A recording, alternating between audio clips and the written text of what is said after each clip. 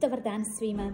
Koliko često vam se dešava da kad se obraćate i želite započeti razgovor, komunikaciju s osobama s teškoćama u razvoju, posebno s osobama iz spektra autizma, vi o jednom, a oni o nečem sasvim desetom. To može biti frustrirajuće ne samo za vas kao osobe koje pokrećete komunikaciju, nego i za njih.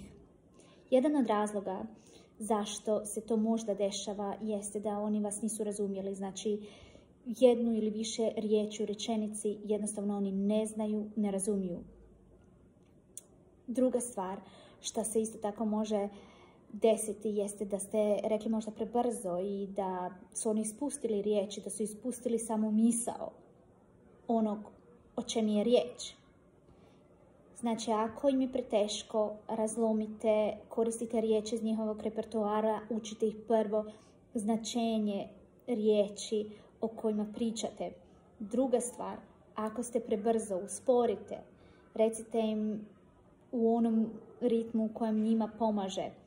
I treća stvar, što isto tako ponekad funkcionira, ponekad ne, jeste da ih jednostavno podsjetite da ono o čem oni su krenuli da pričaju, da je off topic, da nije tema i vratite ih na temu o kojoj vi pričate. Hvala što ste me gledali u ovom videu i vidimo se skoro u mom novom videu.